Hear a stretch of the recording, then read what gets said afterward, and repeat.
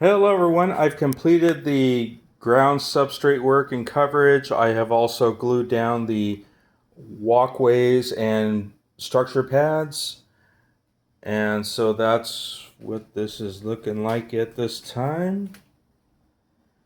And yes, I do realize there are inconsistencies with the coverage of some of the substrate ground cover, and that's because I really had to keep weight management in mind with this layout. These Arizona rock and mineral materials, a typical bag of ballast weighs about half a pound.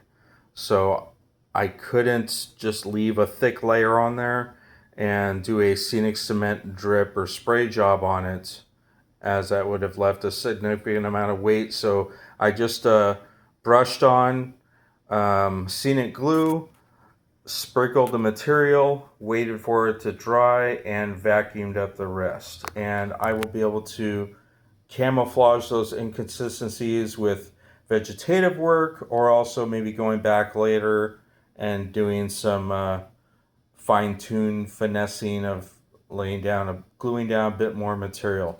But that's the way it is for now, because I have to stick to my time frame of I have 2 more weekends left to make this into the kitchen table a non-workspace. I can do further work. I like to call what I've been doing macro work. I can do micro work as the layout sits on the bed frame, but I really had to bang out the big stuff on the kitchen table here. So that is what's going on with the substrates. The buildings, these structures are not glued down yet, not secured down yet, because I still need to drill holes for all the lighting, which I have situated on that corner of the table over there. And so I need to install lighting, and then those structures will get adhered down to the board. And so over here, this little situation, I guess I could call it, it reminds me as if the Junipero Serra Museum and the Santa Fe Depot had a child. That's the best way I can equate this. Again, I'm just trying to catch the vibe of the San Diego situation on this layout for folks who actually live in San Diego or are very familiar with the area. Please remember, this is a loosely modeled layout of the area. I'm just trying to catch the vibe of things.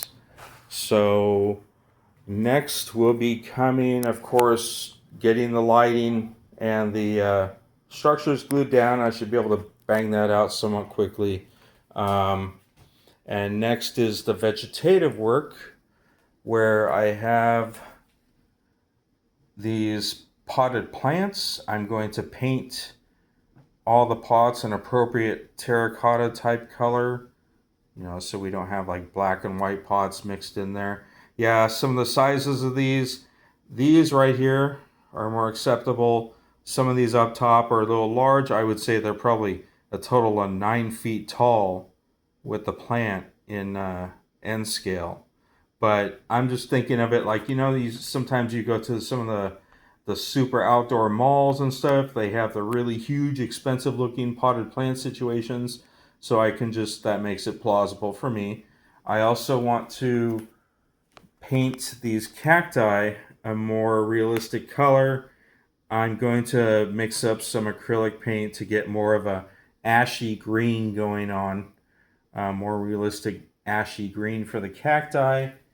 And then I have these various JTT scenery product vegetative materials, like they're calling these flower trees.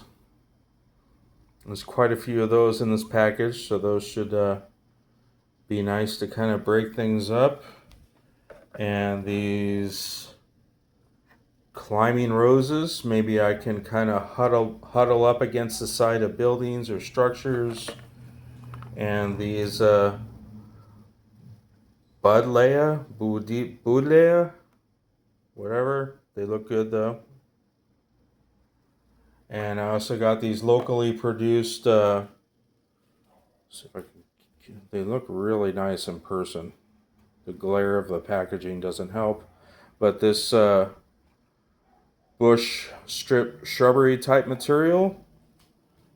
And I also have laid out here, queued up various woodland scenics, coarse turfs, fine turfs. This stuff, I forgot what it's called, but it's very useful the way it breaks up. You can do representation. It has like a woody, realistic wood branch material mixed in with it, so you can kind of break it up and make good looking little micro trees or shrubberies, junipers, stuff like that. Got some woodland scenics, wood fences here. Some of the colors I'm not liking. I have no idea why they painted some of these silver. I understand they're probably trying to make it look a little weathered, but I'm going to give it more of a weathered brownish wood look. And also, the reason why I have this multicolored tissue paper is because I'm going to take I'm trying to decide if I'm going to use the same thread I used for my power lines on my 6-foot layout, or maybe some 2-pound test fishing monofilament, something very thin, because in Old Town San Diego during festive times like Cinco de Mayo and so on, they hang these multicolored flag banners in between the buildings. So I'm going to do some of that, get some of that going on. And then, of course, I still have all these trees to work with. So now I can get to the fun part of the vegetative material. I have 2 more weekends to go on this out here on the table. So I'm feeling the pressure, but I think I can get it done. So thank you for joining me again, and I will probably catch up with you maybe late this coming weekend for an update, and I will see you soon.